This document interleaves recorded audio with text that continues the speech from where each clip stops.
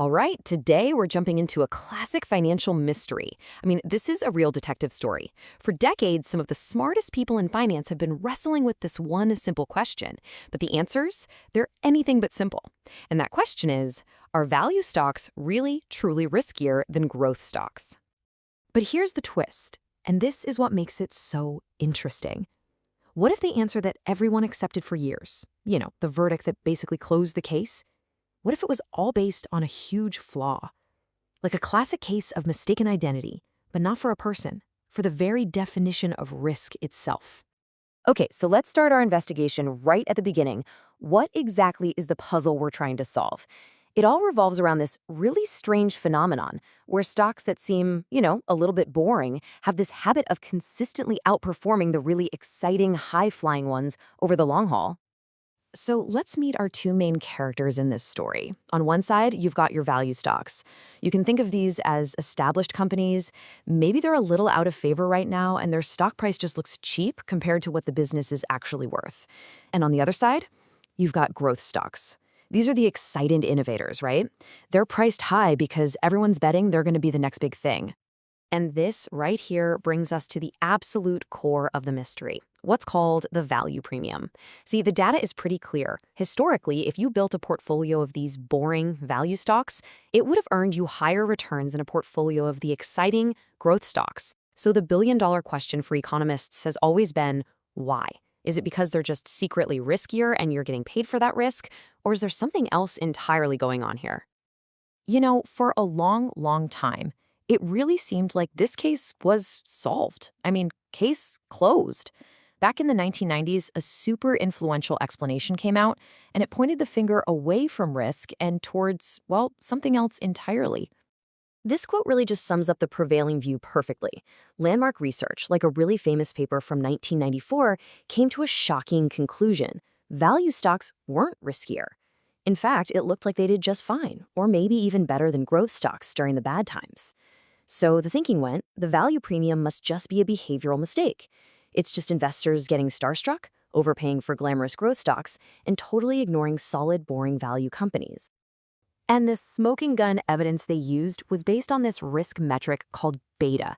Now remember, beta is just a way to measure how much a stock tends to move when the whole market moves. And just look at this data for down markets. A negative beta. This basically suggested that when the market was tanking, this value strategy actually behaved like a safe haven. It was the proof everyone needed. Case closed. Value is not about higher risk. But then, a new set of detectives showed up on the scene, Relitsa Petkova and Lu Zhang. And in their 2005 paper, which is the main source for what we're talking about today, they found a critical flaw in that original investigation. A brand new clue that was about to turn this entire case completely on its head. See, that entire case-closed verdict, all of that data that seemed so convincing, it all came down to how you answered one single seemingly simple question. And this was it. The entire case hinged on this one question. It sounds so basic, right? But how you actually define bad times for the economy, well, it changes absolutely everything. And it turns out the original investigators might have been looking in the wrong place the whole time. So here's the critical difference, and it's a big one. The old way of doing things was kind of like trying to predict tomorrow's weather by just looking at whether or not it rained yesterday. It defined bad times as months when the stock market had already gone down. It's what we call a noisy signal. But the new method? It's like looking at the barometer today. It defines bad times based on forward-looking indicators, things that tell us about the expected risk up ahead. It's just a much, much more precise way to measure the economic climate. So, armed with this new, way more accurate tool for spotting bad times, Petkova and Zhang basically reopened the investigation. They reran all the tests, and what they found was, well, it was pretty startling. Okay, and this right here, this is the moment the whole case just flips upside down. Remember that negative beta from before that said value was a safe haven? Well, look now. When you define bad times based on high expected risk, the beta for the value strategy suddenly becomes positive, and not just a little positive, significantly so. What this means is that value stocks are riskier, and they're riskier precisely when the overall economic risk is high.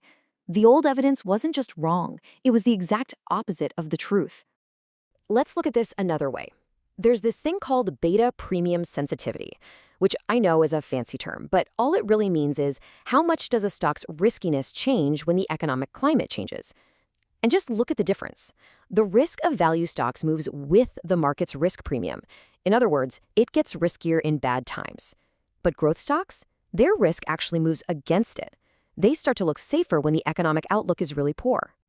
So, with all this powerful new evidence on the table, what's the final verdict?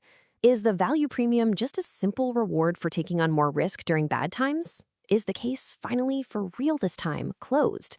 Well, the truth, as it often is a little more nuanced, and honestly, that's what makes this so fascinating. The paper really gives us two key findings. First, yes, risk is absolutely a major character in this story. Value stocks are riskier when it matters most. But, and this is a huge but, this newly discovered risk just can't explain the entire value premium. It's a really important piece of the puzzle for sure, but it's not the whole picture. After you account for this much more sophisticated understanding of risk, there's still a pretty big chunk of that value premium left over. We're talking about an unexplained return of about 0.29% per month. So a huge part of the mystery is still there. The case, well, it isn't fully closed after all. And that leaves us with one last really tantalizing question. Our little detective story here has definitely revealed a key clue, and it's completely overturned an old verdict. But it hasn't solved the entire crime. So if this time-varying risk isn't the whole answer, what other forces are still at play? Could it be those behavioral biases we talked about? Other economic risks we haven't even found yet? The search for a complete answer, well, it continues.